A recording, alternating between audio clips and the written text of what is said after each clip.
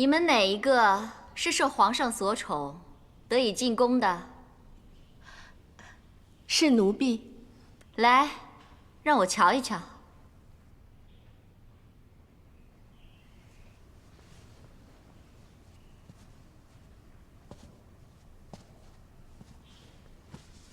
别怕，再挪近一点。听说你的头发很美，我也想看一看。诺。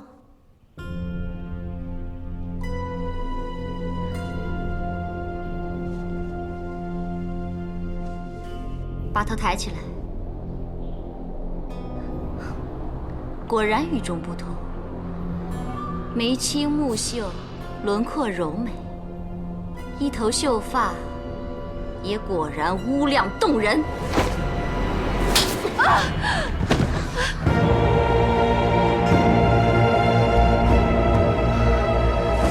哼，果然是魅惑君主的小贱人。听说你只是平阳侯府的一个小歌姬，你凭什么踏进宫里？哎，皇后英明，刚才你打她一个旋身侧扭，腰姿款摆，我看这身子确实有引人之处啊。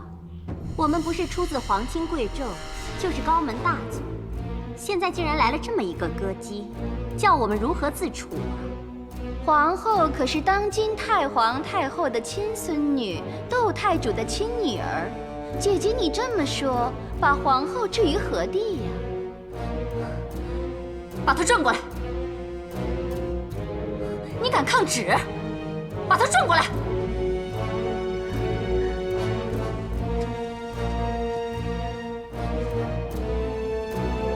皇上驾到！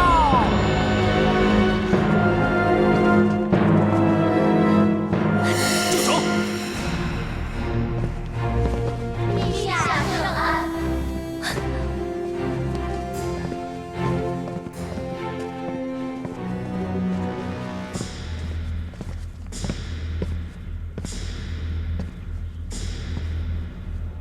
陛下圣安。皇后平身吧。平身。谢陛下。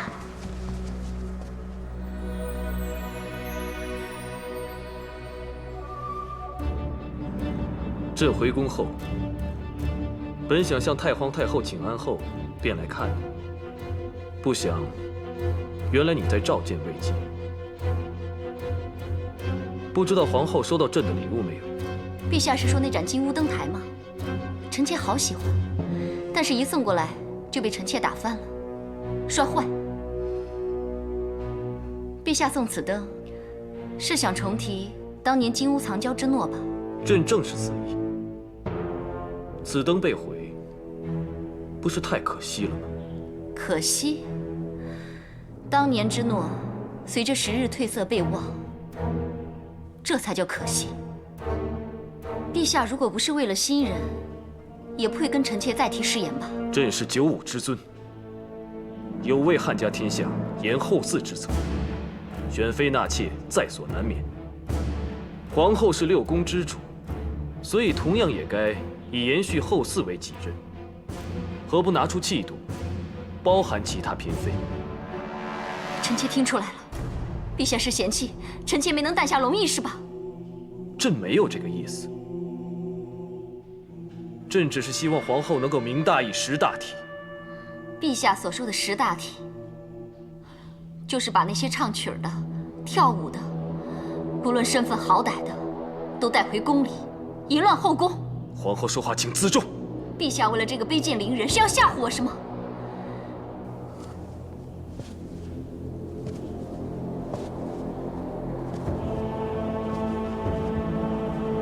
既然我是六宫之首，这狐妹子由我来管。皇后，你要管后宫，就要先给其他妃子立个榜样，对你的夫君恭顺守礼，对大汉的天子尊敬服从，而不是胡闹放肆。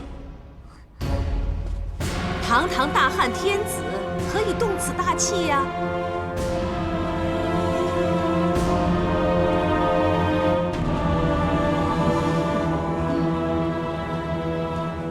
陛下万安。5亲，皇上带了个市井歌姬进宫，做了这等荒唐事，还跟我讲大体。出自平阳侯府的，何以被贬为市井？姑母，朕要的大体，只是以事论事，要有起码的风度。母亲，你呀，这是你自己招来的气受。陛下，皇后当众失了分寸，是馆陶教女不严，还请陛下多多见谅。姑母，何罪之有？你呀，既然贵为皇后，就该比其他人更加懂得礼数，言行要以礼服六宫。皇上乃天子，对于朝廷和后宫所有的礼法，他都十分的清楚，何须你费神担心？皇上怎么会不知道新来佳人子的出身呢？又怎么会忘记，民间女子一定要先学会宫中礼仪，才能有资格册封，是吧，陛下？你身为姐姐，就应该以身作则，好好管教，让她能够早日侍候君王嘛。陛下的人，我管教不了。这倒也是，管教也要观其才智。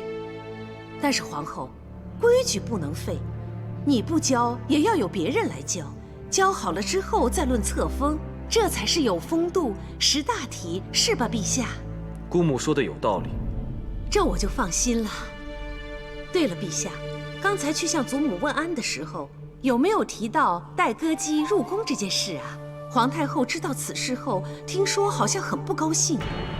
不过呢，既然陛下会处理得当，想必皇太后也不会再气恼了。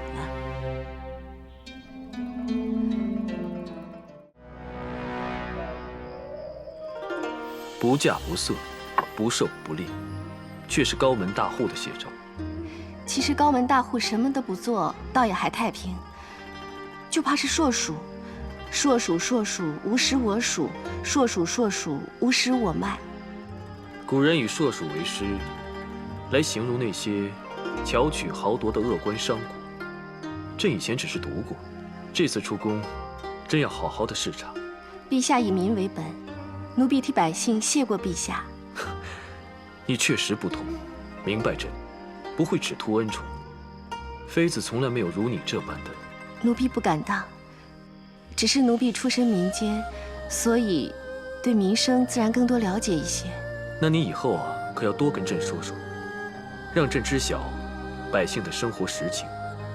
其实朕离宫后，最放不下的就是你。陛下不用担心，奴婢在这里一切安好。只要陛下心里有奴婢就好。朕在外面，每个清静的夜晚，只要看到这片浩瀚的星空，便会想起子父，你知道吗？朕第一次看见你的眼，就觉得里面藏着星海，闪耀生辉。奴婢第一次见到陛下的眼眸，就像是在满天的繁星中见到最亮的那一刻，让奴婢感到无比温暖安心。那最让你安心的是什么星？北斗星啊！因为它能指引你方向。而且在我无助彷徨的时候，只要看到它，就觉得在被守护着，不用再害怕了。好，那朕就是你的北斗星大哥。北斗星大哥，天大的事，有朕护着你。朕离宫之后，你要万事小心。等朕回来。嗯。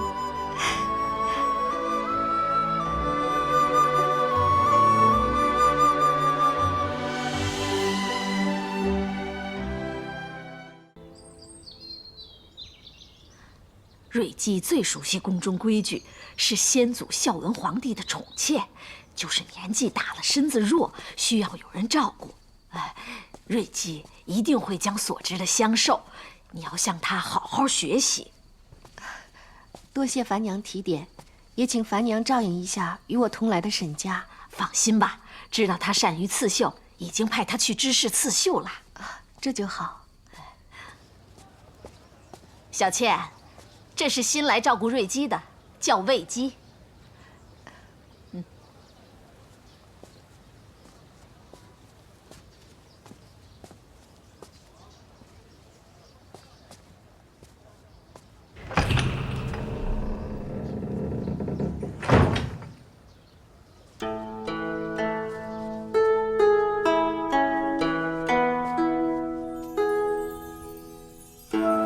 瑞姬，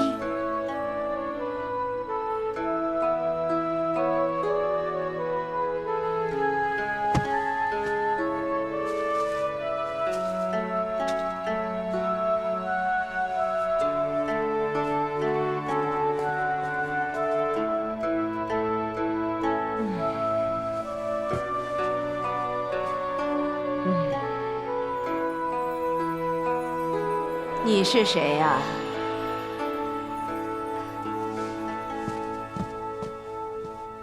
奴婢卫子夫。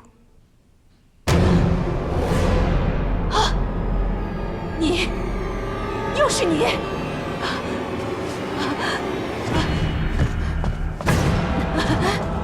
瑞姬，瑞姬！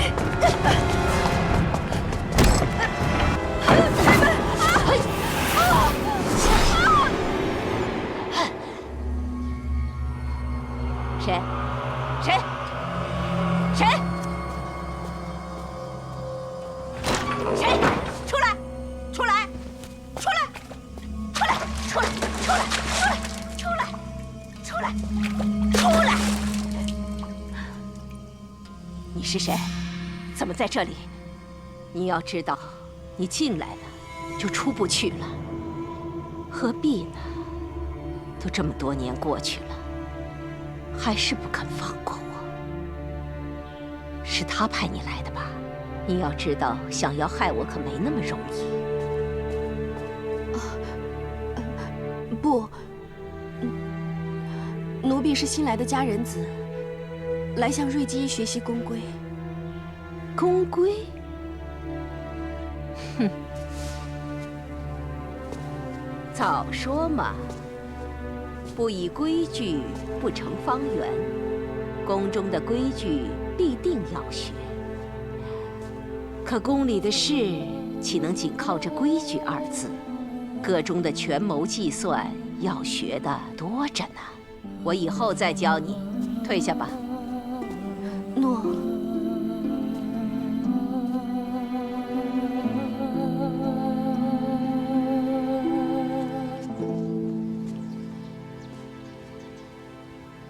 姐姐，姐姐，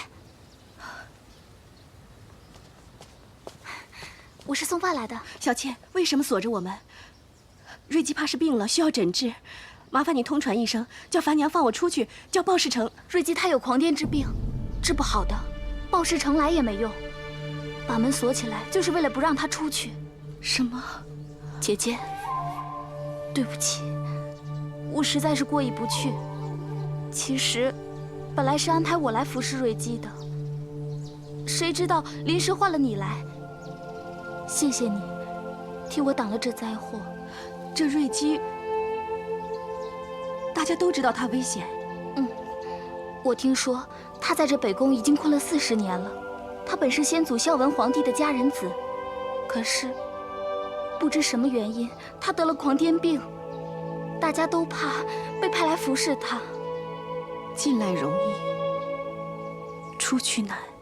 瑞姬，她能伤人，她随时都会发狂的，日夜提防也没有用。我真不知道你留下来日子怎么过。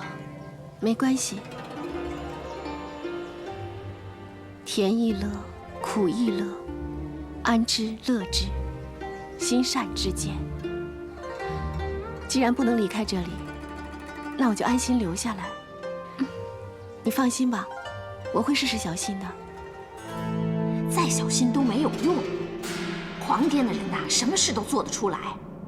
早前呀，被派去照顾瑞姬的宫女啊，有一个被他打死，还有一个被他……你没见我在熏香养神吗？不知道你在说什么。是，小的刚才说什么，窦太主啊，全听不见。你向来做事妥当，本公主很欣赏，赏你300金，带樊娘去领赏吧。诺，谢窦太主。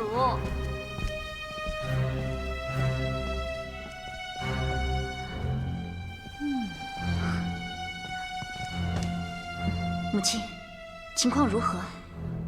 你放心吧，那瑞姬随时会发狂伤人，卫子夫很快就会被活活打死。瑞姬她一把年纪，万一伤不了人，反而让她占了上风，那可怎么办啊？那就更好。以前呀，有宫女为了自保，用烛台打伤了瑞姬，后来那宫女被斩首示众。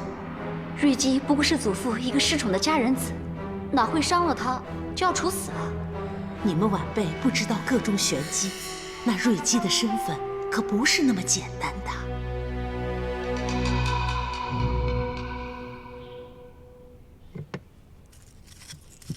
聘则为妻，奔则为妾。皇后之外，其他的妃子都是未经婚仪，算不上妻子。只有皇后能行亲残之礼，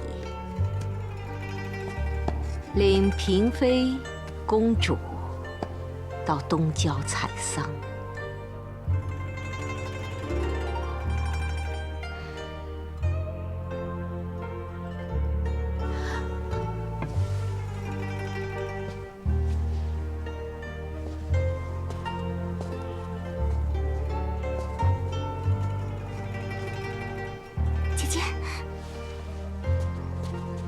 姐姐，你还好吧？我还好。对了，你替我去看沈家了吗？当然有，他很好，你就放心吧。只是知事事忙，他给累坏了。在我心里，你是在代我受罪。只要你在这里能安然，我就放心了。别担心，其实只要不打扰他，不引他注意就没事。那就好，姐姐，那我先走了。你自己一定要小心呐。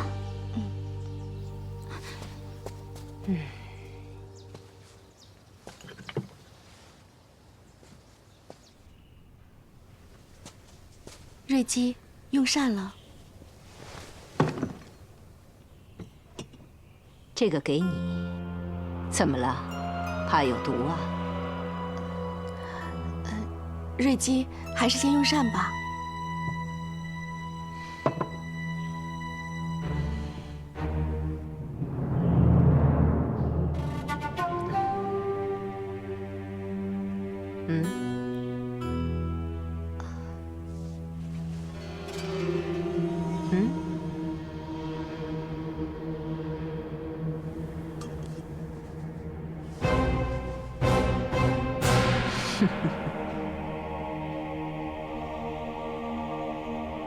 你知道，在这世上，哪种死法是最痛苦的？身上万虫噬咬、搏夫追随之痛，你尝过没有啊？瑞姬，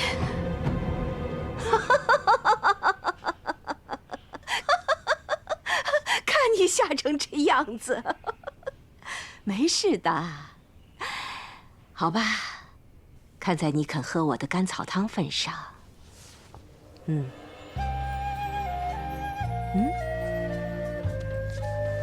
从今天开始，我们就是一家人。你信任我，我信任你。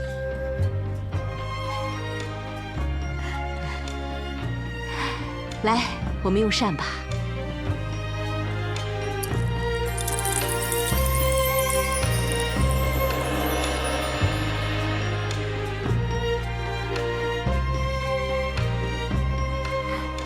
祖母，有出脚底戏叫《东海皇宫》，比那些戏曲杂耍有意思多了。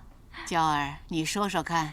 这个故事讲的是一个叫皇宫的东海人，他年少时学了一些法术，这法术可以擒虎捉蛇、兴云雾、造山河。有这么厉害？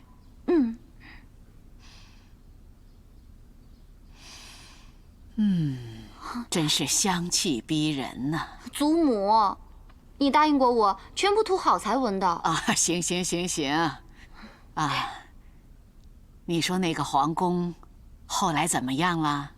啊，谁动了哀家的玲珑双蝶不摇？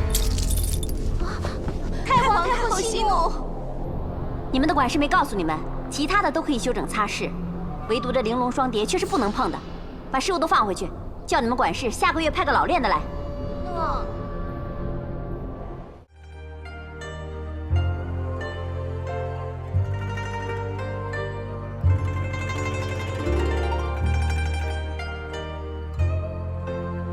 瑞姬，你看看，我做好了。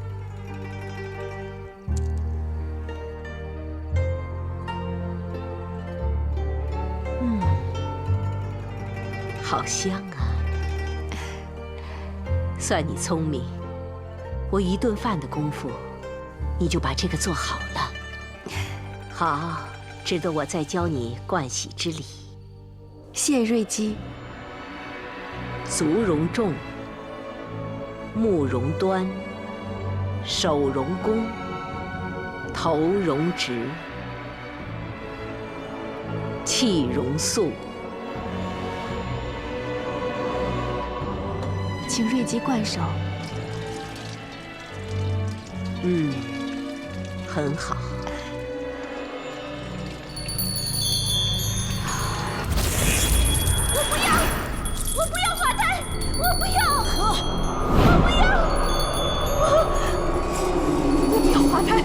我不要华胎，我不要华胎。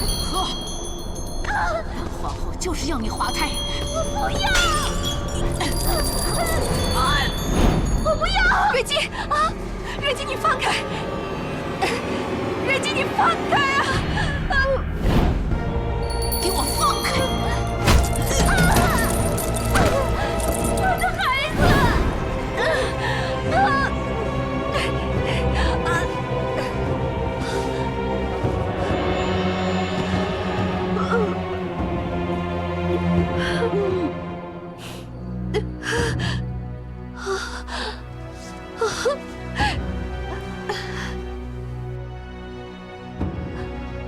我的孩子，母亲保不住你。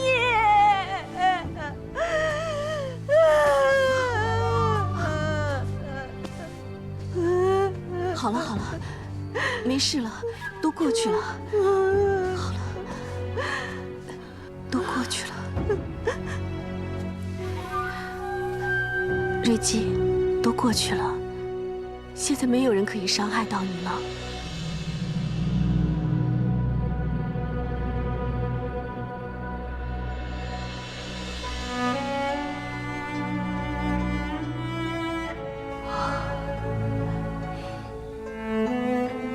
我刚才对不起啊。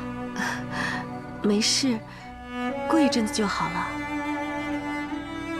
你真傻，像其他人一样把我踢开就好了嘛。瑞姬咬我是无心，只不过流些血。如果我踢开你，你的牙齿给碰掉了，以后还怎么用膳啊？我咬你是无心的，你忍耐就好。可其他人要是咬你，你可别由着他，必定要把他的牙齿全踢掉，知道吗？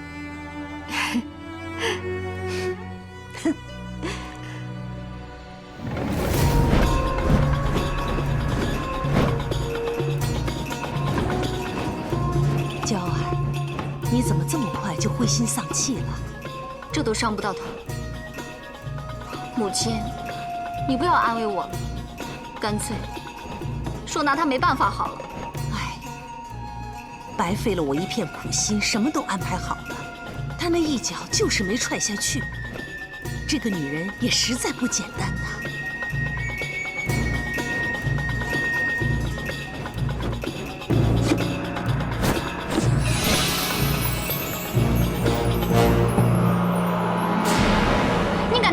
我！小人知罪，请皇后恕罪。退下。诺，小人告退。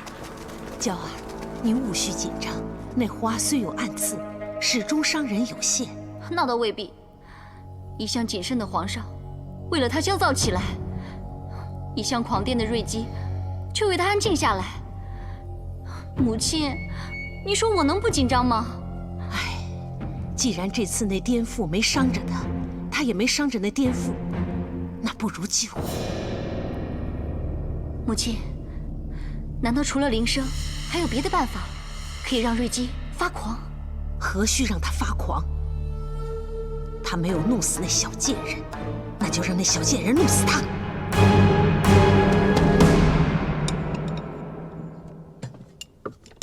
我虽然只是他的婢女，可是他说过，当我是妹妹一样。他不要其他夫人专宠，却要我侍弟。我虽然答应他不会生孩子，可真有了身孕，怎么会舍得？况且保得住龙胎，就保得住爱宠，就保得住性命。我不告诉他有了身孕，是理所当然的。在宫里面，哪里有真心呢？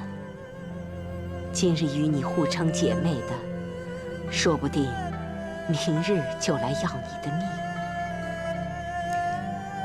喝点甘草汤吧，你今天配的汤特别清甜。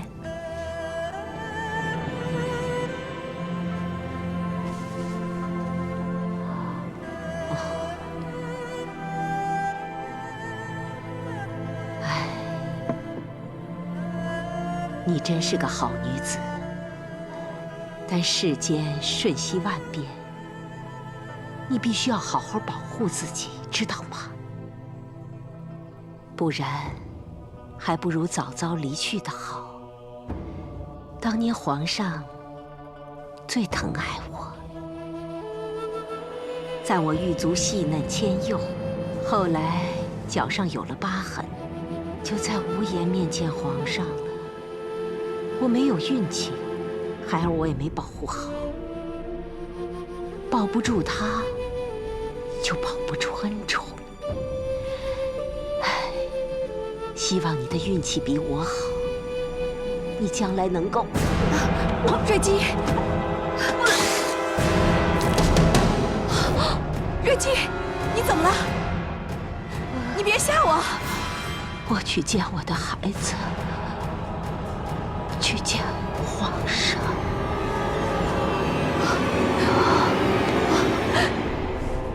你别吓我！来人呐！来人！来人呐！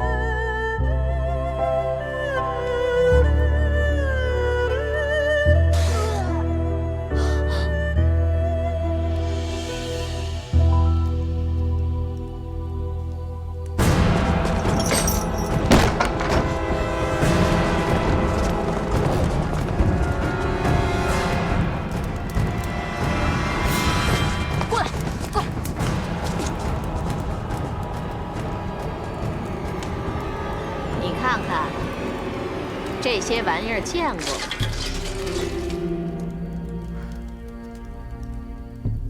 怎么样，你招不招？无罪可招。好啊！谁敢伤我龙翼？你说什么？我说，谁敢伤及皇上的骨肉？你有了？你若不相信，可以去问鲍世成。进宫时，鲍世成清楚地记录了我受皇上宠幸与月事的时日。我受宠至今，一直没有月事。哼，那又如何？那也不一定有孕呢。你就敢肯定我没有身孕吗？皇上仍无子嗣，若我腹中真有孩子，而又因受刑伤疾，你担当得起吗？难道你就不怕招来杀身灭族之祸？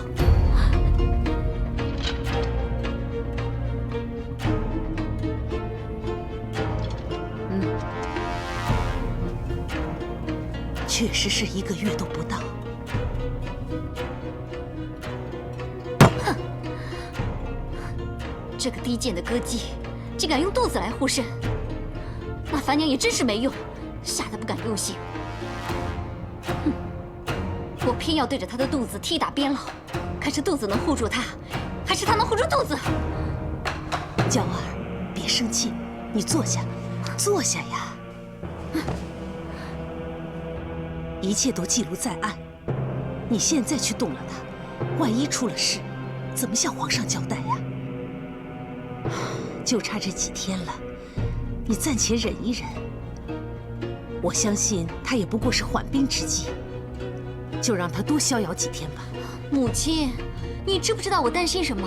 缓兵之计倒还好，要是真的怀孕了，那我怎么当这个皇后啊？要是她没身孕，死罪肯定逃不了。如果真的有了，我要让她死得更惨，但是不能死在掖庭啊！跟你脱了关系之后，哼，我保证要让她尸首无存。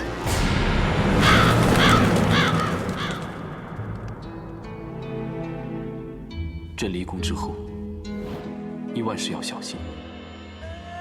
等朕回来。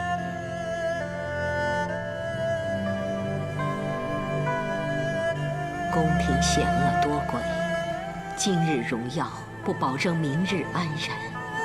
除非你有皇子，或许能保住你的性命。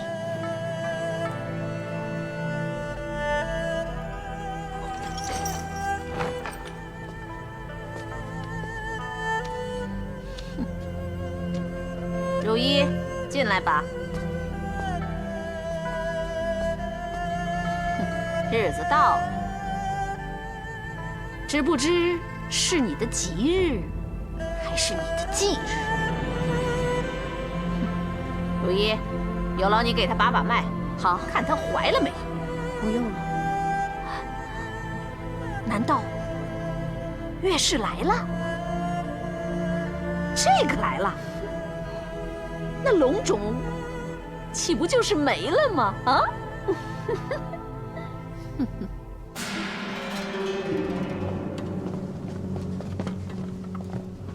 参见皇后。奴婢卫子夫参见皇后、窦太主。卫子夫，你杀人这个案件早已呈给本皇后，你可知道本皇后为什么现在才审判？就是因为你曾受圣宠，只盼你能为皇室延年子嗣。说不定添个一男半女，不只能抵其罪，更能立下大功一件。可惜没有。既然你没有龙胎保护，樊娘，杀人之罪应当如何？论罪当斩。那就拖出去斩。慢着，杀人之罪可有证据？犯人僭越犟嘴，斩首之前先掌嘴50，杖打100，拉出去。且慢！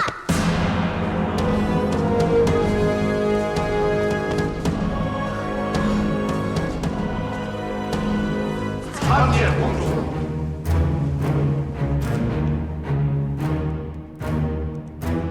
皇后金安，姑母万安。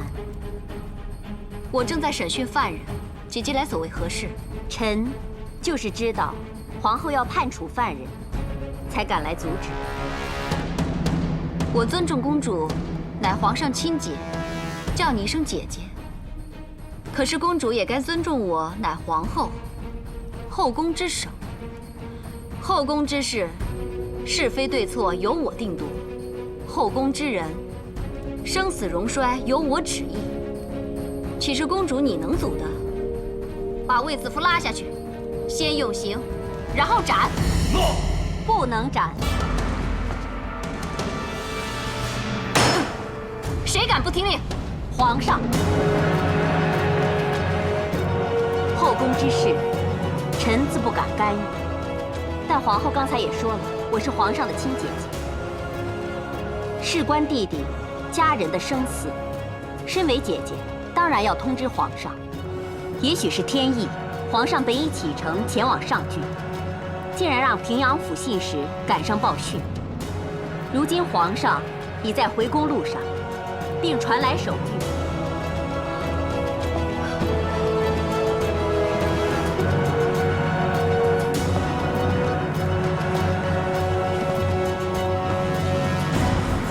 朕公务在身，司挂家眷，却经闻后宫凶案，痛心疾首，问及其详，疑处重重，唯恐其中有诈，着令囚疑犯卫子夫于报室，待朕回宫细审论刑。若有私自用刑者，以为止犯上论。钦此。谢皇上。遵旨。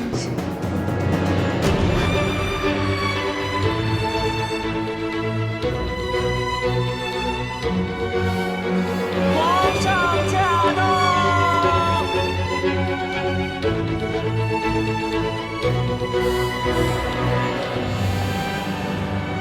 陛下圣安。平身。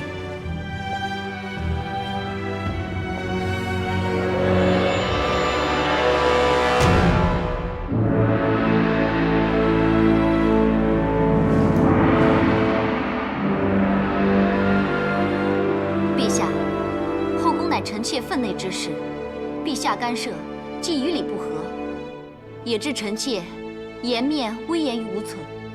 今后臣妾如何统帅后宫？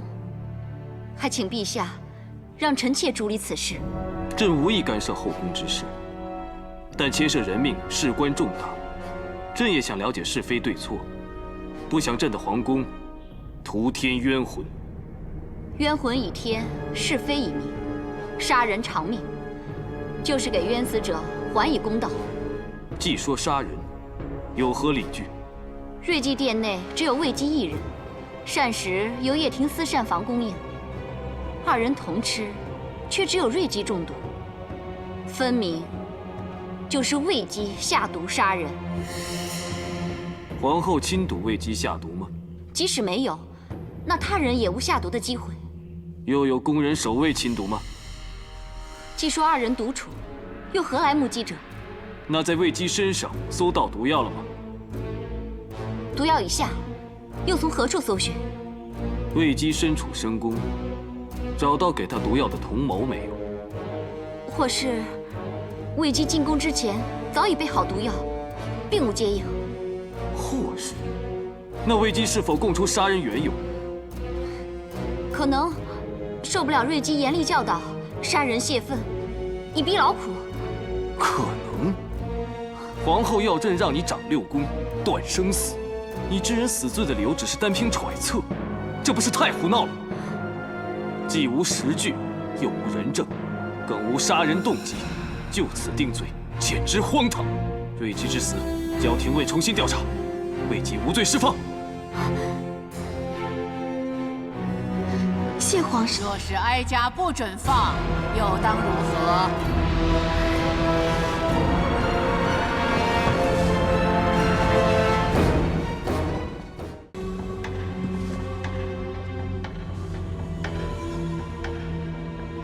太皇太后金安。太皇太后金安。陛下。都起来吧！谢太皇太后。祖母何以纡尊到此？哀家知道，皇帝和皇后在审理后宫凶案，哀家怕有偏颇，所以特来看看。卫姬杀人只是片面之词，并无杀人动机或人证物证，故孙儿将其释放。卫姬之死，交廷尉调查。母后，陛下，我有人证，可凭据皆动机。那就宣证人吧。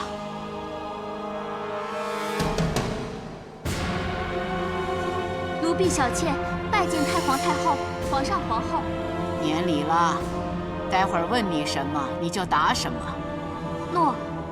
小妾，魏姬如何对待瑞姬？快讲出你所知所闻。禀太皇太后、皇上皇后，奴婢每日送饭食于瑞姬和魏姬，常闻魏姬埋怨照顾瑞姬辛苦，更恨瑞姬偶尔发狂，让其身心受伤。我闭嘴！奴婢没有撒谎，这是瑞姬所养。魏姬曾说，恐怕不知何时会再受瑞姬痛打，深恐性命堪虞，为求自保，得先下手为强。小妾，我跟你无怨无仇，你为何诬陷我？子夫，对不起，但在太皇太后、皇上皇后面前，我不得不说实话。不，你还说，反正瑞姬狂癫吓人，她死了也没有人疼惜，到时候定能脱罪。你撒谎，我没有说过。既然人证动机都在，就按罪处死吧。来人，在。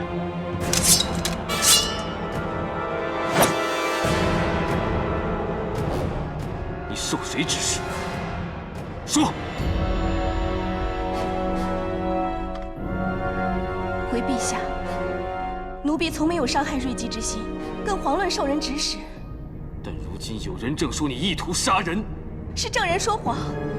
奴婢虽曾被瑞姬所伤，但她是无心的。奴婢从来没有记恨过她。陛下，这案件已经一目了然，而且太皇太后已经定夺，何必再给凶徒机会呢？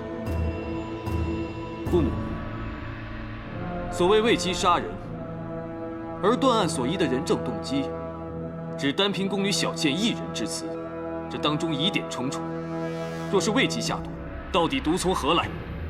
陛下英明，魏姬只不过是一个新晋的佳人子，怎么可能胆大包天，藏毒宫中，甚至带毒在身？若小倩所言属实，魏姬是因为不堪折磨而毒杀瑞姬，以求自保，那么毒杀就不是预谋。若是如此，魏姬难道一直藏毒在身？那她的目的何在？陛下，可见他居心叵测。他本来不只要对付瑞姬一人，可能还有其他不轨意图呢。那干脆尽早下令将他处死。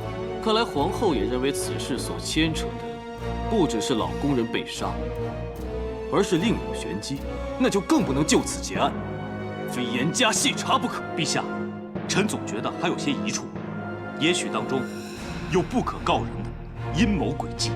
朕不查个真相大白，绝不罢休。陛下，一个奸险女子私带毒物入宫，有害人之意也好，有自保之心也罢，反正她用毒杀人就应该伏法。哼，所谓阴谋，不过只是猜测而已呀。就算真的要查，也未必能查得出来呀。这阴谋怎算似是而非？朕目下就有可疑之人，能指使他人替之卖命，能利用宫里人脉，在后宫覆手翻云。此人，或是你。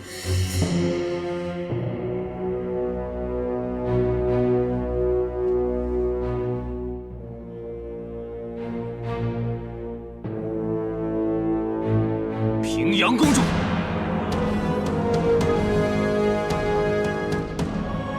当日是你献魏姬进宫，如今这乱局岂会与你平阳侯府毫无瓜葛？陛下，我与你自小亲好，我自问对你问心无愧。当日位于帝皇进献魏姬，只是希望能替陛下分忧解愁。不料这一片冰心，到如今却成了蛇蝎心肠。陛下尽管查，不查清楚，我绝不会罢休。我倒要看看能查出我平阳公主有什么阴谋诡计。好，若查出有什么来，即使是至亲，朕也必严惩。要不然，就愧对祖父祖母了。彻儿，你为了查究这宗案子，把你亲姐姐都牵扯进去了，甚至连你的祖母和祖父都搬出来了，是不是啊？祖母，孙儿知道这瑞基曾是祖母侍女，祖母此番亲来听审，足见主仆情深，必不想瑞基死得不明不白。孙儿为了祖母后代下人的情分，还有祖母的名声，一定要查出真相。好，就依你。谢祖母。母后，祖母，哀家给你5天时间。邓弘，臣在。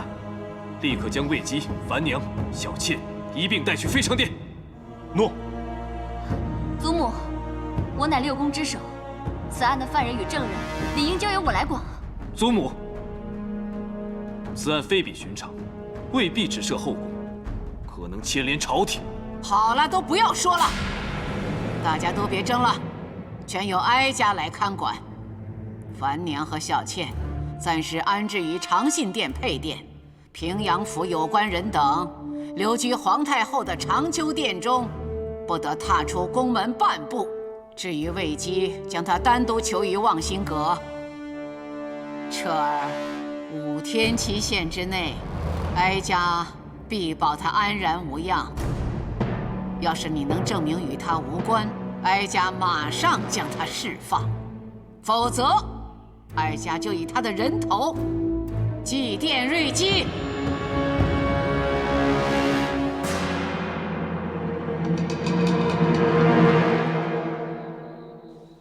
那歌姬果然是个祸害，连累我全府上下给囚禁起来。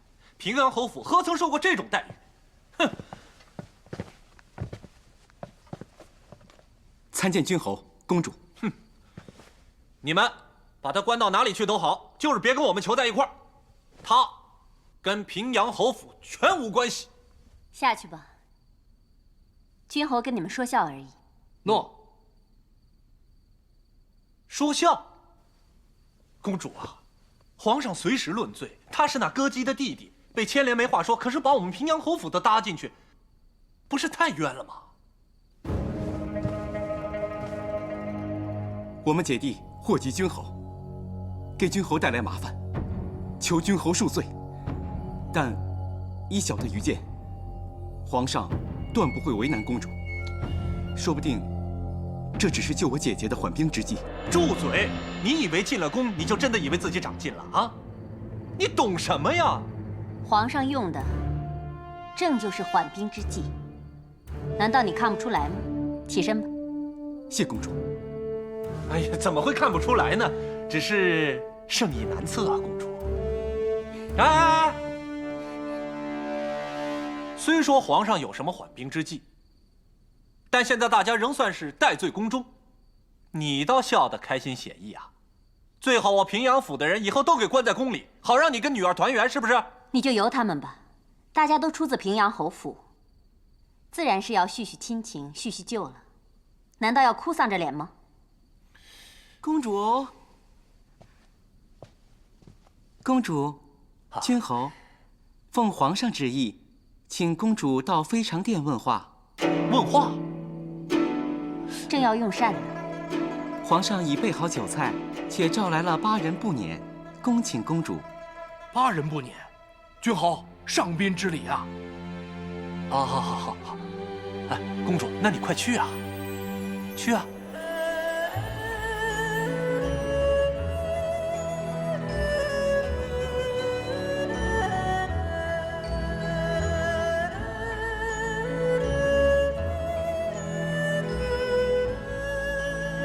不是说有话要问吗？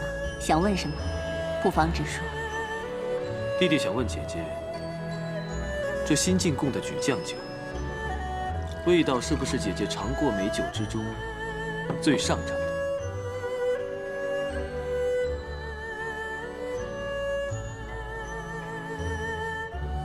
不错。既是姐姐喜欢，那么弟弟便全数留给姐姐吧。弟弟有难题，你我姐弟同当，这好酒难求，何不分甘同味呢？弟弟有难处，姐姐想都不想就帮忙。如今这点小心意，岂会不悉数送给姐姐呢？母后那边是有点生气，不过你放心，我劝她只当是我入宫与弟弟亲近几天，反正不是真的姐弟不和。母后已经安心了许多，只是弟弟需要尽快结案，到时候再向母后请罪就没事了。弟弟何尝不想尽快结案？只怕姑母行事慎密，不会留下尾巴。你倒说得坦白。子夫谦厚，除了因宠遭妒之外，还有其他理由会惹上祸端。樊娘竟然安排子夫去向瑞姬学宫规，其实一开始就是个圈套。至于那个小倩，看似柔弱，却得势不饶人，对子夫的指控全触及祖母心思，一看就知道是有人指使。究竟谁人指使？我们心中有数。现在就从瑞姬的死因着手，先查出死因，找到下毒源头，这样就能顺藤摸瓜，查出真相。参见陛下，公主回来了。御医怎么说？据御医查验所报，瑞姬的确是中毒而死。至于是何毒所致，他们一直在查究，却难下定论。会是厨房动了手脚吗？瑞姬死后，御医怕是厨房出错，曾去细查，连他当日的食物残羹也留起细验，一概查不出有什么问题。臣会继续调查樊娘、小倩的一切。朕已下旨，不管任何人，如有报信，赏；有线索，赏；有证据，更赏。那我就动用宫中所有人脉追寻线索，希望尽快查出真相。如今我们最大的敌人，就是那弹指光阴。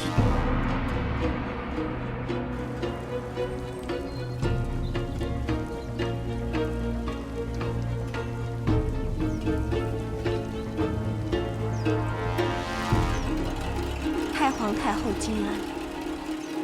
这鱼呀，尚且通情达理，知道饿死了会让主人不高兴，所以饱食3餐。可有些人却有时不食，无中生事，是存心跟哀家作对吗？你是有意弄出性命之忧，让哀家失信于皇帝，还是害了人心有余悸而食欲不振呢？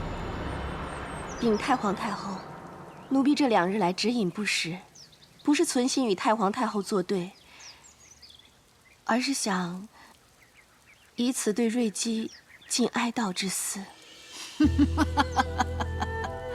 这话倒新鲜，谁听了都觉得稀奇。这样的谎话，你以为哀家听了会相信吗？请太皇太后明鉴，奴婢未曾说谎，万物有情，连鱼儿也懂得体念主人心。更何况，奴婢跟瑞姬相处多日，自然是有情分的。他不是曾经癫狂发作，伤了你吗？过来，让哀家摸摸那伤口。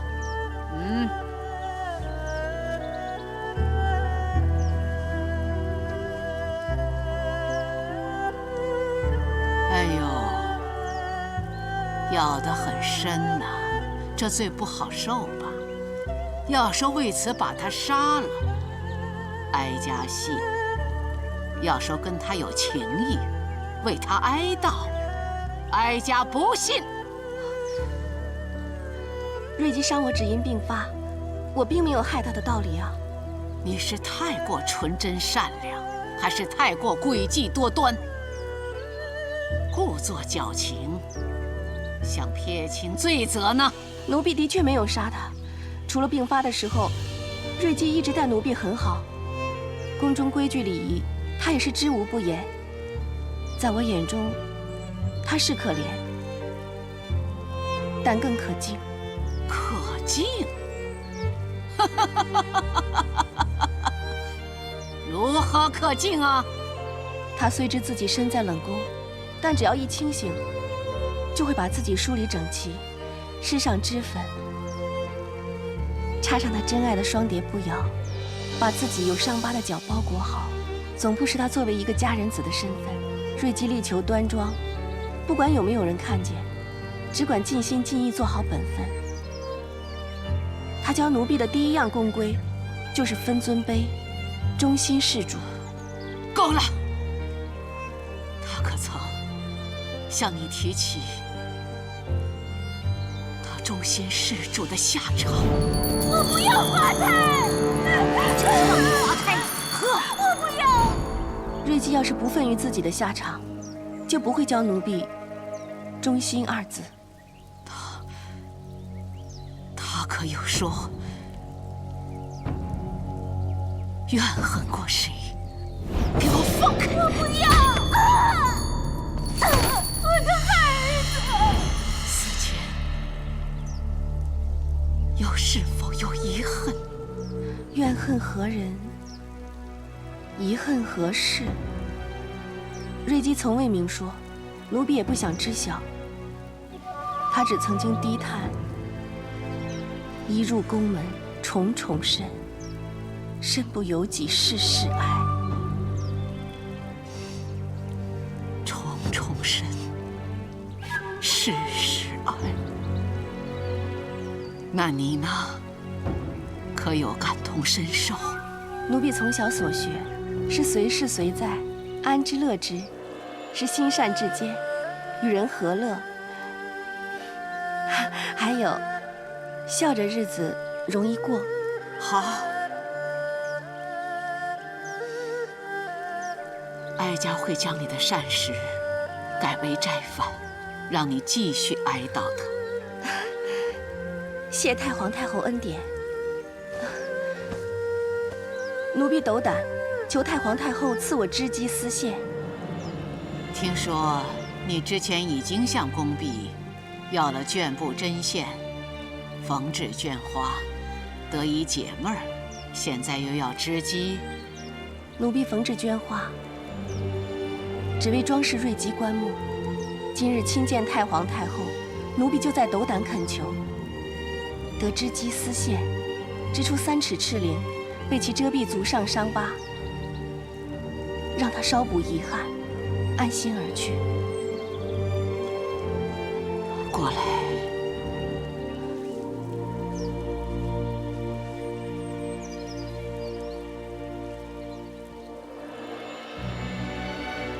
美则美矣，不料还如此善解人意，难怪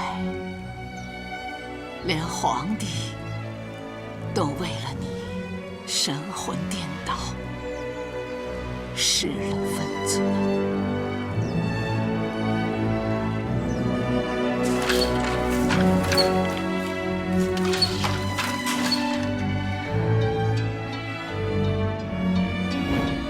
当年皇上最疼爱我，在我狱卒细嫩纤幼，脚上有了疤痕，就再无颜面见皇上。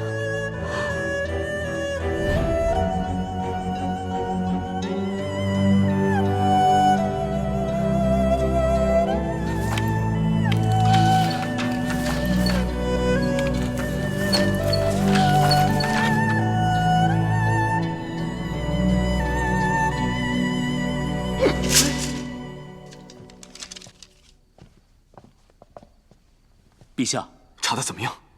回陛下，那樊娘的叔父原是御医，曾随军戍守河西一带。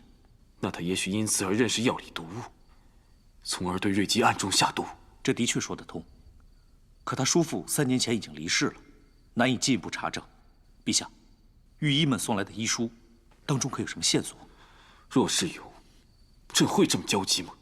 只有瑞吉与卫姬共处一室，所吃的东西都一样，却只有瑞姬一人中毒。看来此毒用得相当蹊跷。可惜我们可以参透个中玄机的时日不多了。小倩的背景很简单，只是个普通的工人。反而樊娘比较复杂，她没有兄弟姐妹，却在宫外养着一个8岁大的侄儿。臣会再进一步调查。即使有重伤，还是没人来讨。子夫的生死，要看天命了。白昼降临了，平日朕最爱看见旭日东升，总觉得朝气蓬勃，充满希望。可这几日，朕却希望日光不会出现，似乎日子流逝得更加快了。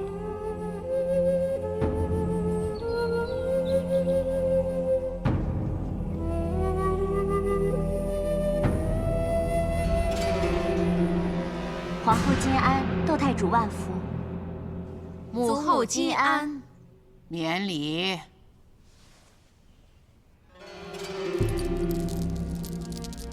秋萍，你先下去吧。诺。祖母，孙儿给祖母带来了用天麻、茯苓还有薰衣草制成的香囊，据说能安神养气，睡得特别香。金蝶相伴，铃音绕梁。你们应该知道，哀家这玲珑双蝶放着多年，从未再碰，也不许别人碰吧。娇儿有所耳闻。那依你们看，哀家今日为何又取出带上呢？怕是怀念故人吧？原来你们知道，有些东西，哀家收起，不等于就会忘记；有些人，哀家不见，不等于哀家就不在意。当年哀家能得到孝文皇帝的欢心，瑞姬也算有功。哀家本想给他一个安稳的余生，谁知道有人要断了哀家的人情。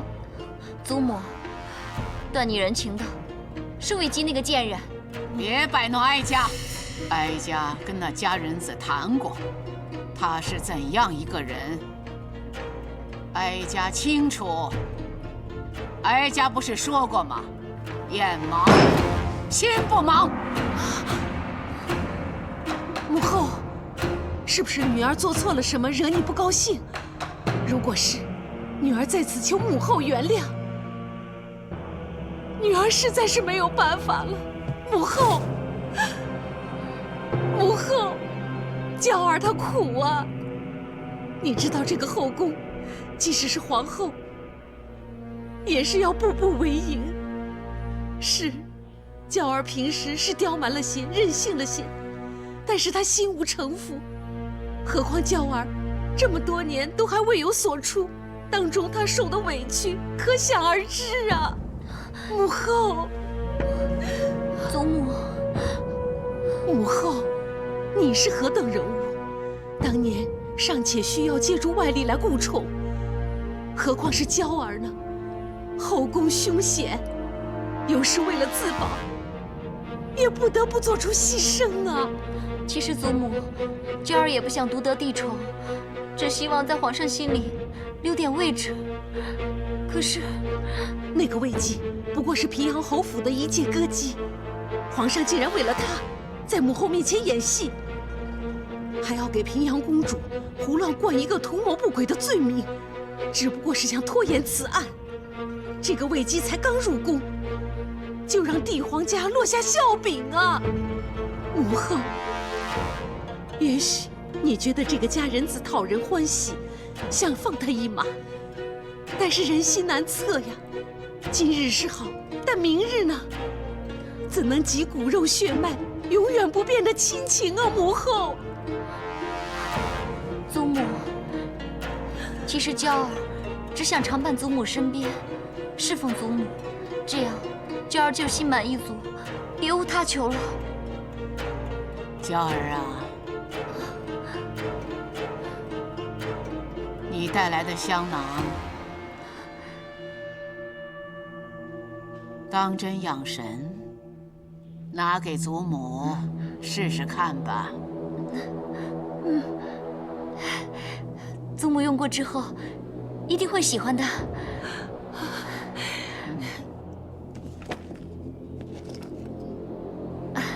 祖母，你闻闻。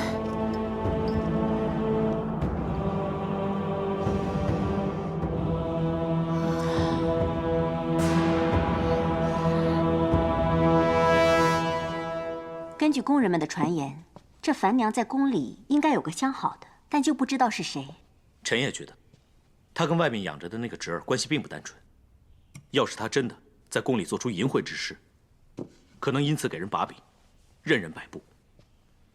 如果世上真有毒物，用在不同人的身上会有不同的效果，那么医师们一定会记录下来。若不是，瑞姬之死会否与毒无关？可御医已经断定，瑞姬死于中毒。其实这中毒呢，也不一定是有人下毒，吃错东西也会中毒嘛。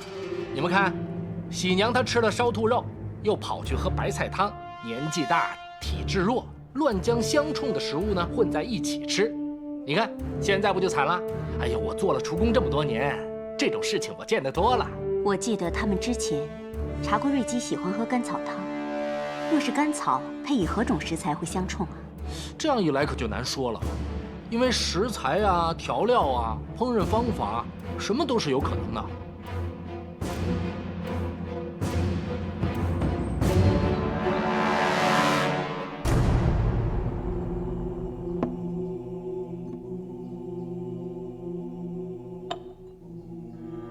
哦，这是桂花粉，干花研成的，该不会跟瑞姬的食物相冲吧？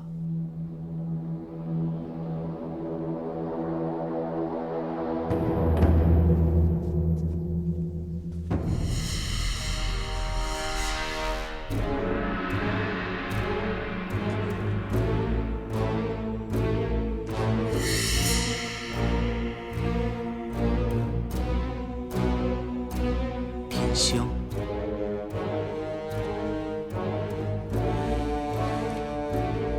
这个小的也不敢肯定，这是厨工董鱼用来制作调味香料的材料。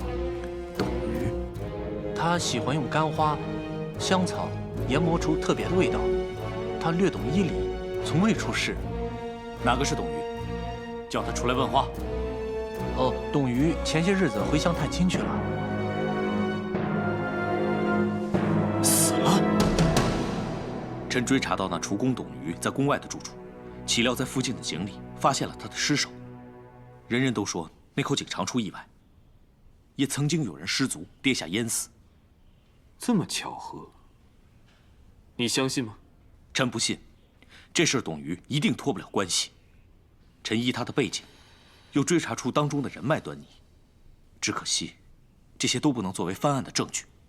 你肯定那天香有问题？臣曾戍守西北，知这香液从西域传来。性极寒，老弱者不宜服用。若瑞姬常年喝用甘草研配的汤药，再加上这个二者相冲，出事的几率会很大。可惜，这只是你在边关的见闻，不能做理据，更难以让众人信服。厨工虽然见过董鱼用天香混在瑞姬的食物中做调味，但却说不清楚其中的分量。即便现在传御医钻研，也需时才能断定。瑞姬是否因这两种食物相冲而致死？可我们只剩1日不到。陛下，现在所查到的都虚实考证，等不及呀。看来也只有最后一搏了。什么？皇上要来？刚刚收到通传，应该已经快到了，明天就断案了。他现在过来，不会是查出什么东西了吧？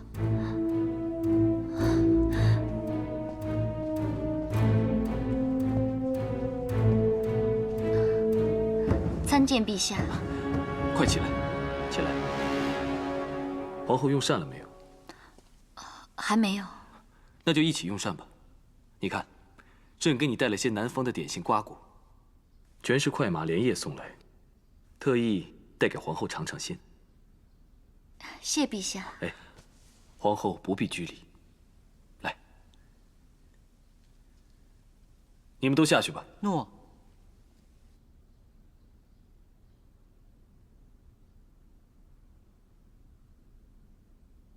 皇后，朕初登大同，想有些作为，要兼顾的事情多，也许你会觉得朕冷待了你。这些臣妾都明白，陛下放心，臣妾没有任何怨言。皇后深明大义，朕就无后顾之忧了。陛下，我们两个从小就相识，常玩在一起，感情亲厚。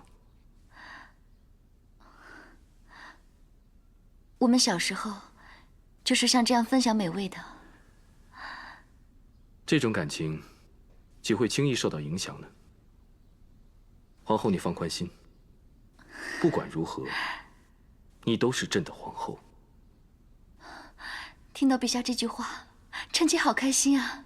那就好，皇后谨记此话，就忘了之前的风风雨雨吧，像从前般彼此信任，别再与后宫的其他嫔妃计较纠缠了。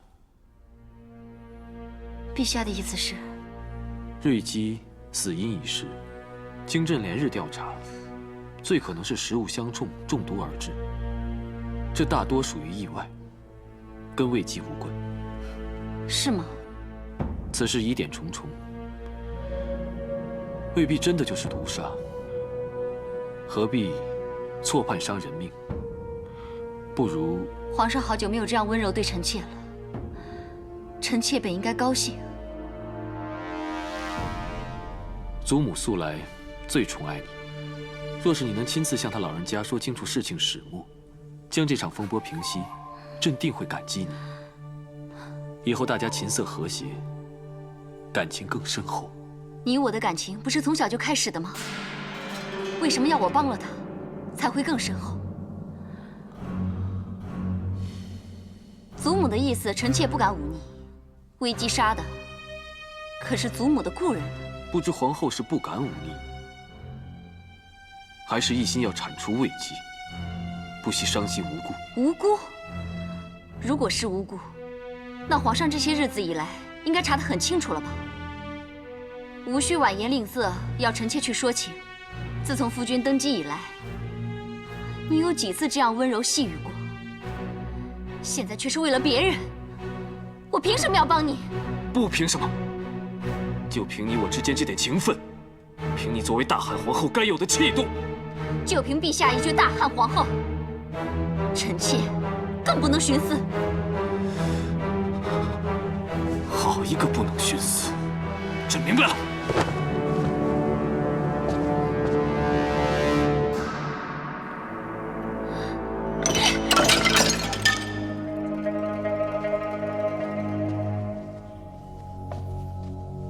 回禀陛下，太皇太后说要歇息了，请陛下明日再来。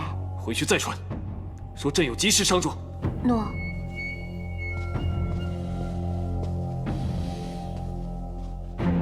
皇上说有急事，非要见太皇太后不可。才听关陶说，皇帝为了那魏姬去求娇儿，现在可好，求不到娇儿，又来求哀家了。你去跟皇帝说，哀家身子不适，任何人都绝不可打扰。诺。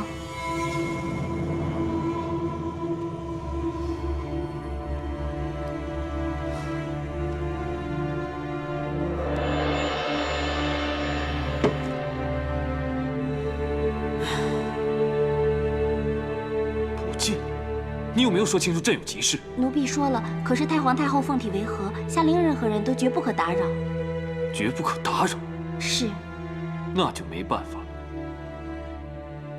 段宏，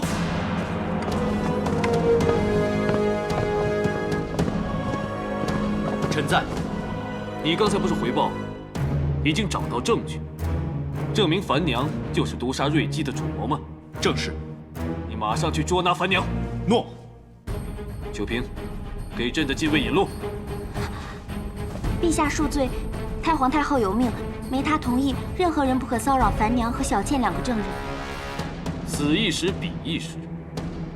现在太皇太后奉体为和，毕竟说了绝不可打扰，朕又不能不秉公办案，那就只有先审后奏了。你快起来引路，让犯人有机可逃。诺。秋萍，找我有事吗？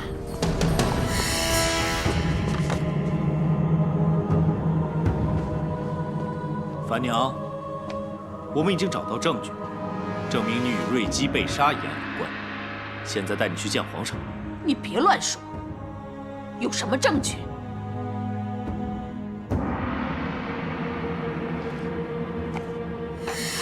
你认识这个吗？这些就是在叶婷你的房间里找到的。你就是用这个天香害死了瑞姬。怎么可能？我根本不知道这是什么。哼，在我的房中怎么会有这种东西？是吗？你的叔父曾当过御医，并随军在边关多年，你不会连天香都不认识吗？那又怎样？